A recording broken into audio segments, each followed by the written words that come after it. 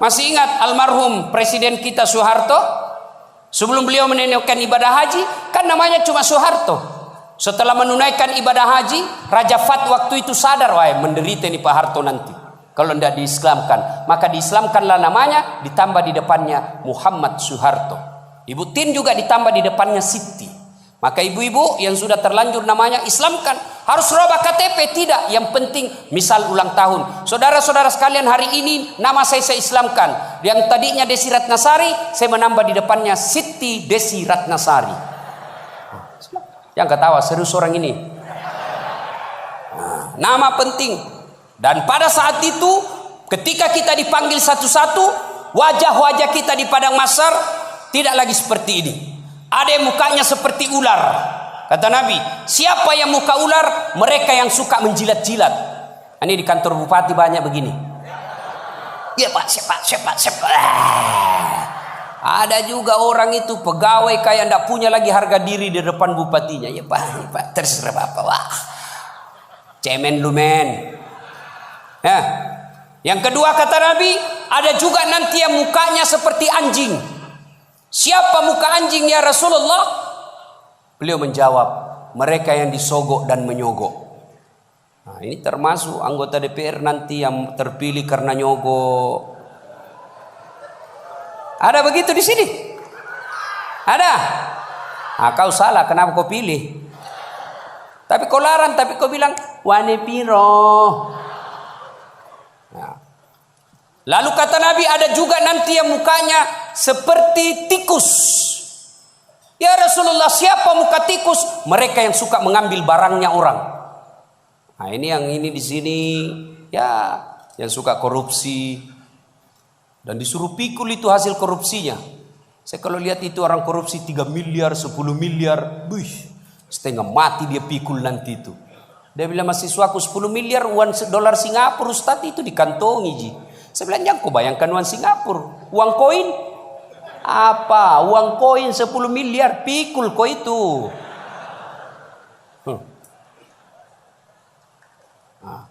Ada juga kata Nabi yang nanti mukanya seperti kuda. Siapa muka kuda ya Rasulullah? Nabi menjelaskan, mereka yang suka mendahului imam ketika sholat berjamaah. Nah, ini anak muda ini yang banyak. Imam belum turun, dia sudah turun. Imam belum naik, dia sudah naik. Ditanya, kenapa kok cepat sekali? Dia bilang, ini orang tua Ustaz, sudah lowbat, saya masih full charge. Tidak boleh begitu bos. Ini juga imam kadangkala harus perhatikan. Ada juga kadangkala imam membalik-balik sunnah Rasul. Nabi jelaskan, kalau kau jadi imam, ringkaskan bacaan solatmu. Ini baru jadi imam, mau takbir aja sudah lama. Gaji itu wakak mani bawaan selesai. Ada juga yang begitu. Kata Nabi, ringkaskan bacaan solatmu. Ringkas. Yang kedua kata Nabi, bacalah yang umumnya orang hafal. Tujuannya apa? Satu, orang bisa khusyuk mengikuti kalau yang dia baca hafal. Coba kalau imamnya membaca Qul huwallahu ahad, anak-anak juga ikut di belakang. Qul huwallahu ahad. Karena dia hafal. Begitu imam membaca surah Al-Baqarah ayat 10 sampai 115. La haula wala quwwata illa billah. Dia khusyuk dengan bacaannya, kita khusyuk dengan hayalan. Kita mau ikut, tidak dihafal, mau ruku, belum selesai, terpaksa kita baca semua itu di dinding. Keadaan keuangan masjid, pengeluaran, saldo. Waduh. Sudah dibaca satu tripleks, belum selesai bacaannya imam, dibaca lagi kalender. Persatuan Guru Republik Indonesia cabang Kabupaten Tanah Bumbu. Selesai lagi, belum selesai imam, dibaca lagi bajunya orang caleg DPR RI nomor urut 7 dari Partai Nasdem. Dibaca semua Pak. Siapa yang salah? Siapa salah? Imam. Makanya kata Nabi, baca yang umumnya orang hafal dan ringkaskan. Ada orang jadi imam, dites lah anak penghafal, kau jadi imam nak? Mau didengar bacaanmu, jadi imam lah, hanya dia yang hafal. Begitu lagi sholat, tiba-tiba ada cicak jatuh, kena telinganya, stres hilang hafalannya. Dia apa sambungannya ini? Dia lupa betul, hening satu masjid. Tiba-tiba imam berkata, tolong bantu di belakang. Dia bilang di belakang, saya juga tidak tahu. Tiba-tiba berteriak, kalau begitu ya sudah, Allahu Akbar. Memangnya anggota DPR. Saya punya pengalaman ini Pak, waktu saya kecil di kampung. SMP saya waktu itu. Sholat asar. Lama sekali imam sujud. Kenapa lama betul ini imam sujud? Ada apa ini? Tiba-tiba ada kawan saya nakal, diangkat kepalanya. Hilang imam. Ternyata yang ditunggu sudah keluar. Dia keluar dari pintu samping. Kacau sholat. Selesai sholat ditanya, Pak Imam, kenapa kau tinggalkan kami? Dia bilang, saya kentut nak. Pak Imam, lain kali kalau kentut kasih bangkit dulu kepala supaya kami lihat kau keluar. Dia bilang, saya sengaja, malu saya kau lihat. Kacau sholat. Siapa yang salah? Siapa salah? Siapa salah? Imam. Makanya hati-hati milih imam. Ya, ada lagi kejadian ini waktu saya kuliah KKN. Belum jadi ustadz saya waktu itu. Ada kawan saya dia pakai baju gamis. Wah, saya bilang pasti anak pesantren. Jadilah imam dia. Saya di belakang dua anak fakultas sastra. Begitu dia baca Al-Fatihah masih aman. Dia baca Al-Kafirun dalam hatiku, cari penyakit ini orang ini. Benar, dia baca enggak mau sampai.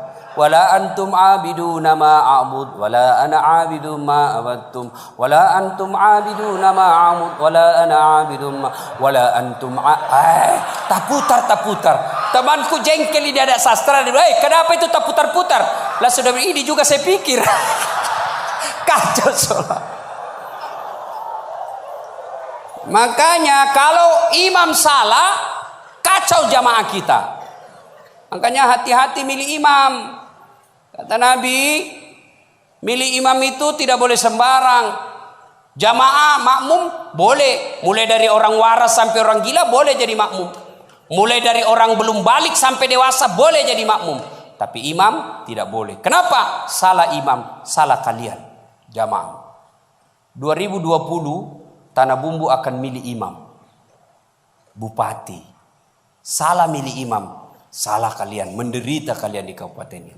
Maka hati-hati milih imam. Pun kita jadi makmum juga tidak boleh sembarang. Harus ada etikanya. Jadi makmum kata Nabi, kalau kau ke masjid sikat gigi dulu, terutama kalau subuh. Bayangkan kalau kita tidak sholat, tidak sikat gigi, tidur semalaman, orang di samping kita balik kanan, kita balik kiri menguap. Sampai meninggal dia ingatnya itu, busuk mulutnya itu.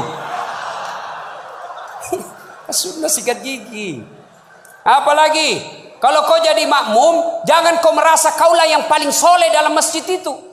Ada juga orang takbir itu kayak mau digigit, kita punya telinga.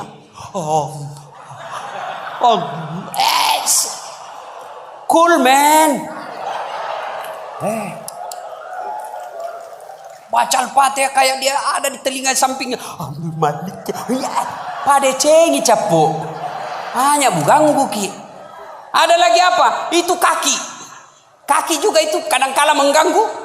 Kita kasih pindah, dia kasih pindah lagi kakinya. Kasih pindah, dia kasih pindah lagi. Saya jengkel, saya injak. Selesai salat, Ustaz kenapa kau ganggu saya? Makanya dedek, kalau mau saya tanya, kenapa kau kasih pindah-pindah kakimu? Kau ganggu saya? Dia bilang supaya rapat saf. Bos, sini. Kalau mau rapat safmu bukan jari-jari kaki yang kau tempel. Tapi apa? Bahumu atau siku. Kalau siku rapat, pasti saf rapat. Tidak ada orang sholat begini. Tapi kalau kakimu rapat, sapmu longgar.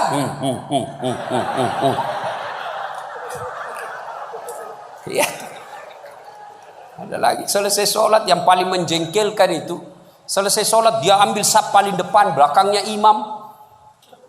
Begitu assalamualaikum, langsung lompat. Mau lihat, tidak jabat tangan, tidak langkai orang, itu kurang adab kalian. Kalau kalian tidak mau doa bersama, tidak mau jabat tangan selesai sholat, ya sudah di belakang kau duduk. Supaya kau tidak ganggu orang. Ingat adik-adik sekalian ini yang baru belajar agama. Puncak dari semua ilmu adab. Rasulullah ditanya, ya Rasulullah, untuk apa Rasul diutus ke muka bumi? Mencerdaskan kehidupan bangsa? Bukan. Mengangkat harkat dan martabat? Bukan. Apa? Liutammima makarimal akhlak. Memperbaiki akhlak manusia. Ini kita berbeda mazhab, saling mengkafirkan, saling menghina. Zaman sekarang aja ini kita ribut-ribut sesama muslim. Dulu tahun 90-an, kita kalau sholat subuh, Allahu Akbar. Di samping kita tidak kunut, dalam hati saja, oh Muhammadiyah. Selesai. Allahu Akbar. Tidak kunut, Muhammadiyah berarti ini. Itu aja dia. Sekarang saya pun dimaki-maki di Facebook. Apa kau Ustaz, bicara-bicara sunnah, baru kau tidak pelihara sunnah. Kenapa kau tuduh saya tidak pelihara sunnah? Buktinya kau tidak pelihara jenggot. Ya mau diapa kalau tidak mau tumbuh? Saya sudah kasih minyak, tidak tumbuh-tumbuh. Malah marah istri saya. Ini Ustaz kasih kotor-kotor bantal. Kasih minyak nih Bu. Ya. Nah saudara-saudara sekalian, ini golongan. Maka sebelum wafat, minta maaflah orang-orang yang pernah kita sakiti. Kalau ada berkaitan dengan barang, kembalikan. Ibu-ibu yang pernah ngambil sendoknya orang ketika pengantin, kasih kembali. Karena ada juga itu ibu-ibu Columbus. Tahu Columbus? Kelompok ibu-ibu pembungkus. Kalau ada pengantin dia bungkus semua kuat. Yang ketiga, penyesalan kata Nabi, yaitu mereka yang tidak menjawab azan salat ketika azan berkumandang. Puasa, haji, zakat, sedekah, semuanya akan sia-sia ketika tidak mendirikan salat. Adik-adik, kalian tidak usah malu kalau kalian tidak jadi pegawai negeri. Ibu-ibu, kalian tidak usah cemas dan merasa malu kalau sampai sekarang ini masih ngontrak-ngontrak rumah. Tapi malu dan cemaslah ketika sudah dewasa seperti ini, belum mendirikan sholat dengan sebaik-baiknya. Kalau sholat kita insya Allah baik, maka hidup kita akan diperbaiki oleh Allah Subhanahu wa ta'ala. Kalau sholat kita bagus, Allah yang akan menyelesaikan semuanya. Di dunia ini tidak ada orang tidak punya masalah. Semua kita punya masalah. Pasti. Jangankan kita, Nabi ada masalahnya. Beliau masih dalam kandungan sudah wafat bapak beliau. Baru 4 hari setelah lahir diambil sama ibu susunya. 4 tahun usia beliau baru diambil kembali Siti Aminah. 6 tahun meninggal lagi ibu beliau, yatim piatu. 8 tahun meninggal lagi kakek beliau, diambil oleh pamannya. 12 tahun sudah ikut perang. Makin ke sana makin banyak tantangan. Diusir dari kampung halamannya. Dan siapa yang mengusirnya? Bukan orang lain. Siapa? Pamannya sendiri. Maka Nabi saja punya masalah, apalagi kita. Adik-adik, ini ibu-ibu kalau ada masalah, maka perbaiki sholat. Insya Allah, Allah yang akan selesaikan masalah-masalah kita. Tidak ada orang tidak ada masalahnya. Maka kalau mau selesai masalah, man yattaqillaha yaj'allahu makhraja. Allah yang akan menyelesaikan masalah-masalah kita. Bukan berarti tidak ada masalah. Ada masalah tapi Allah yang selesaikan. Nah, ada masalah, perbaiki saja sholat. Ada yang bilang itu sholat Ustaz, masalahnya lebih banyak lagi sekarang. Bisa jadi dia sholat tapi tidak ikhlas. Hayya 'alas sholati, asar lagi. Padahal barusan kita sholat duhur. Kok tidak ikhlas? Saya sholat Ustaz. Betul kok sholat, tidak ikhlas. Mana buktinya? Pakaian seada-adanya. Malah ada ibu-ibu yang tanya, Ustaz, bolehkah orang sholat itu tidak pakai BH? Kenapa bisa ibu? Panas sih Ustaz. Tidak ada AC, tidak ada kipas angin. Kita baru pulang pasar. Boleh, tapi apa itu beradab?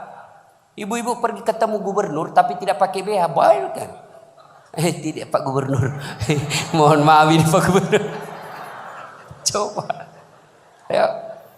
Saya sholat Ustaz. Betul kok sholat tapi main-main. Allah. Maka nak berdoa ya Kristus. Ini serang. Datang siapa ngajar sholat begitu bos? Ada juga orang sholat kayak ditiup angin. Ada lebih parah Allah. Siapa ajar kau sholat mak keju-keju? Jadi jangan heran ketika sudah 20 tahun sholat kok masalah kita tidak bisa lepas. Salah satu sebabnya kita sholat seada-adanya. Bapak saudara-saudara sekalian, tepat tanggal 12 Rabiul Awal tahun ke-11 Hijriah, Rasulullah sallallahu alaihi wasallam demam. Lalu Allah perintahkan kepada malaikat Jibril. Jibril, kau turun, panggil 3 malaikat, 2 malaikat, Israil, Israfil, Mikail. Kau turun 4 malaikat. Sampaikan kepada Muhammad, Allah perintahkan saya menjemputmu dengan catatan tanya dulu. Kalau dia sudah mau cabut nyawanya, kalau belum tunda sampai mau. turun malaikat. Langit pertama, langit ketujuh masih berempat. Jibril, Mikail, Israil, Israfil. Langit ke-6 sampai ke-2 masih berempat. Di langit pertama Jibril berkata, malaikat pencabut nyawa, saya tidak bertugas. Kau saja yang turun, jemput Nabi Muhammad. Tapi kata malaikat pencabut nyawa, tapi selama ini kamu yang ketemu, kamu kan chase-nya. Kamu sahabatnya. Kau turunlah. Saya tunggu kau saja di sini. Turun malaikat pencabut nyawa. Depan rumah Nabi ketuk pintu. Assalamualaikum warahmatullahi wabarakatuh ya Rasulullah. Nabi menjawab, Waalaikumsalam warahmatullahi wabarakatuh. Fatimah buka pintu. Bah, tidak ada orang. Kata Nabi, sudah ada di samping saya. Kata malaikat pencabut nyawa, ya Muhammad, hari ini saya diperintah untuk mencabut nyawamu apabila kau mau. Menurutmu bagaimana? Kira-kira kalau Pak Cuncun ditanya ini apa jawabannya, bos? Saya diperintah cabut nyawa. Tunggu dulu, orang belum jadi bupati. Pasti. Ustaz, Dasat, saya diperintah cabut nyawamu. Menurutmu bagaimana? Tunggu dulu, istri baru satu. Itu pasti mau sekali poligami tapi takut sama istrinya. Apa jawaban Nabi? Wahai malaikat, seluruh nabi dan rasul senior saya, setelah mereka melaksanakan tugasnya, mereka menghadap kepada Allah. Saya pun siap hari ini.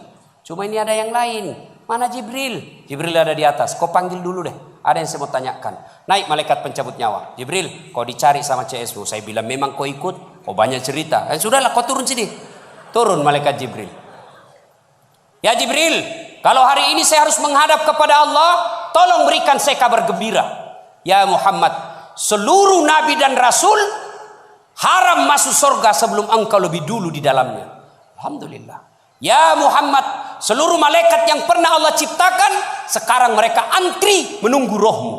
Alhamdulillah. Apalagi Jibril, ya Muhammad, kalau ada dosa dan kesalahan yang pernah kau lakukan, Allah telah mengampuni dosa-dosamu. Alhamdulillah. Tapi Nabi berkata, Jibril, itu kan saya tidak cemas soal diriku. Yang aku cemaskan siapa? Tolong kasih saya berita gembira soal umatku. Kita yang dicemaskan Nabi, tolong berikan saya berita gembira.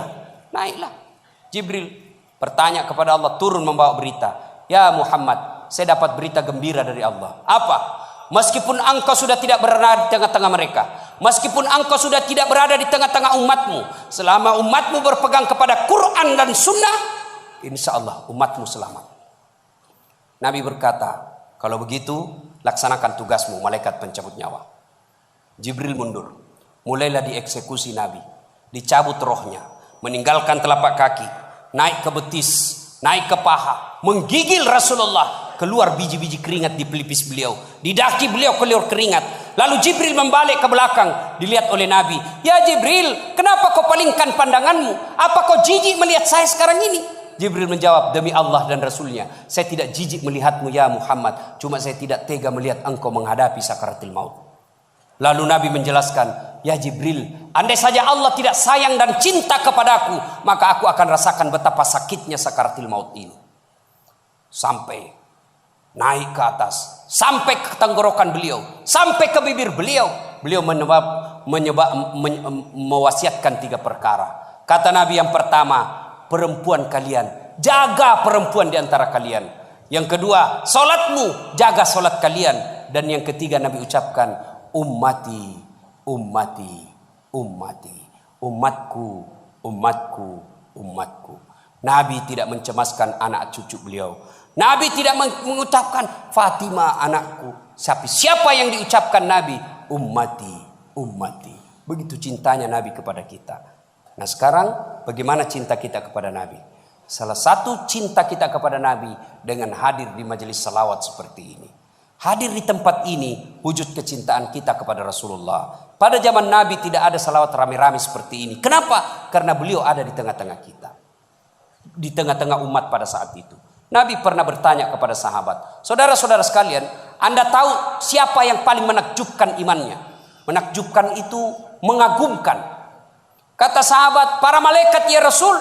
Nabi katakan tidak. Bagaimana mereka tidak menakjubkan imannya? Mereka ketemu Allah.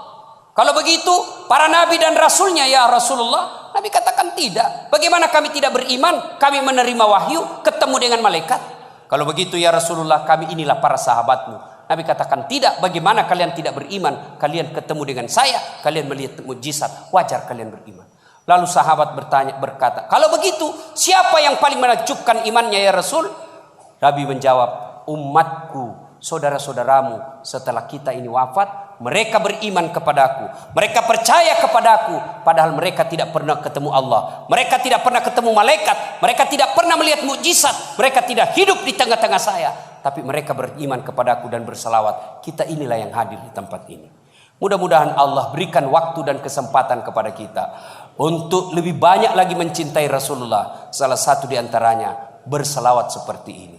Ketika Allah perintah kita puasa, Allah tidak ikut meluluhkan ibadah puasa. Allah perintah kita haji, Allah tidak meninggalkan ibadah haji. Ketika Allah perintah kita berselawat, innallaha wa malaikatahu yusalluna 'alan nabi. Sesungguhnya Allah dan para malaikatnya berselawat kepada Rasulullah Muhammad sallallahu alaihi wasallam. Maka wahai orang-orang yang beriman, berselawatlah kalian kepada Rasulullah. Dengar, garis bawahi, yusalluna 'alan nabi, sallu alaihi wasallimu taslima. Selawat dengan sebaik-baik selawat. Maka jangan berselawat sambil merokok, jangan berselawat sambil mengisap. Kenapa? Seluruh ulama Timur Tengah mengatakan rokok itu haram, maka rasa-rasanya tidak etis ketika Bapak menyebut nama Nabi sambil mengisap rokoknya. Mudah-mudahan ada manfaat, lebih dan kurangnya mohon dimaafkan. Terima kasih atas waktu dan kesempatan. Kemuliaan yang sangat besar saya bisa hadir di tempat ini bersama Habib Syekh dan keluarga Bapak Mardani. Mudah-mudahan diberikan rezeki yang lapang, dibahagiakan dunia sampai akhirat. Demikian, kalau masih ada yang mau dengar ceramah saya, silahkan nonton Tabligh Akbar Damai Indonesia TV One setiap hari Sabtu atau Ahad pukul 12.30 atau setengah 2 waktu Kalimantan. Cuma lama baru muncul sekali seminggu. Ada yang gampang.